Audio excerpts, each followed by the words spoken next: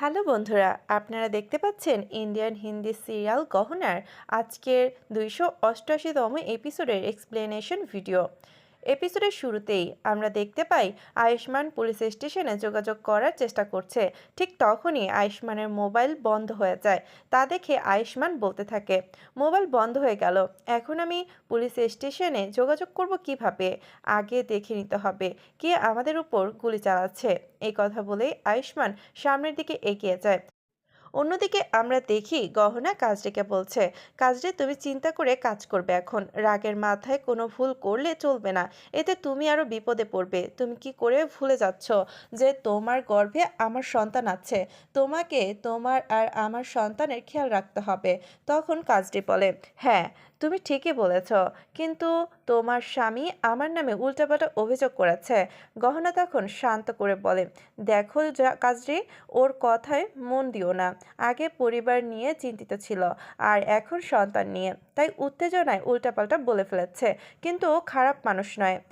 এ সময় হঠাৎ গুলি বর্ষণ বন্ধ হয়ে যায়। তা দেখে গহনা অবাক হয়ে বলে, হঠাৎ গুলি বন্ধ হয়ে গেল কেন? লোকগুলো কি চলে গেল? অন্যদিকে দেখি চাচির কপালে তেল দিয়ে পুরোহিত শুয়ে রেখেছে। আয়ুষ্মানের মা পুরোহিতকে জিজ্ঞেস করে, এতক্ষণ ধরে তেল দিচ্ছেন কিন্তু রং তো বদলাচ্ছে না। পুরোহিত উত্তর দেয়, যদি তেলের রং না পাল্টায় তবে ধরে নিতে হবে ওনার কিচ্ছু হয়নি। এটা শুনে চাচি মনে মনে ভাবতে থাকে, যাই হোক আমাকে ধরা পড়া চলবে না। তারপর হঠাৎ পাগল হওয়ার অভিনয় করতে শুরু করে এবং উল্টাপাল্টা কথা বলতে থাকে। এসব দেখে জানকি ডাক্তার আর পুরোহিতের কথাগুলো মিলিয়ে কিছু একটা সন্দেহ করে। সে টেবিল থেকে একটা ছুরি হাতে তুলে নিয়ে চাচির সামনে ধরে বলে, তুমি যদি ঠিক হতে না চাও তাহলে এক্ষুনি এই ছুরিটা নিজের শরীরে চালিয়ে দাও।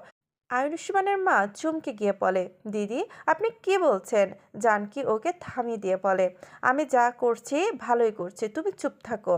এই কথা বলে আবার চাচিকে ছুরি চালাতে বলে। অন্যদিকে গহনা আর কাজরি একসাথে লুকিয়ে আছে। ঠিক তখনই কেউ একজন তাদের কপালের দিকে বন্দুক ধরে গুলি ছাড়ে।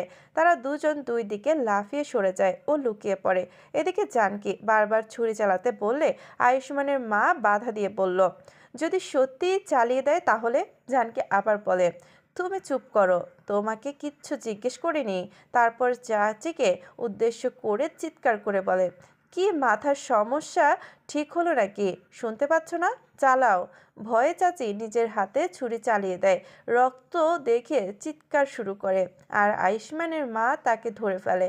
অন্যদিকে কেউ একজন গহনার দিকে বন্দুক তাক করলে আয়ুষ্মান এসে তাকে আটকে মারামারি শুরু করে আর বলতে থাকে, তোকে এত বড় সাহস কে দিল? তুই আমার গহনার উপর গুলি চালাস? এক পর্যায়ে লোকটা আয়ুষ্মানকে মারতে গেলে কাজরি পাশে থাকা ফুলদানি তুলে তার মাথায় মারে। লোকটা মাটিতে পড়ে যায়। পরে সেই ফুলদানি তুলে কাজরির দিকে ছুটতে গেলেই আয়ুষ্মান দৌড়ে গিয়ে কাজরিকে বাঁচায়, কিন্তু ফুলদানিটা গহনার হাতে লেগে গহনা মাটিতে পড়ে যায়। আয়ুষ্মান ছুটতে গিয়ে জিজ্ঞেস করে, গহনা তুমি ঠিক আছো তো? গহনা বলে, হ্যাঁ আমি ঠিক আছি। এদিকে লোকটা বন্দুক তুলে নিতে গেলে আয়ুষ্মান গিয়ে তা ছিনিয়ে নেয় এবং লোকটার কপালে বন্দুক ধরে। ঠিক তখনই দূর থেকে কেউ আবার গুলি ছোড়ে।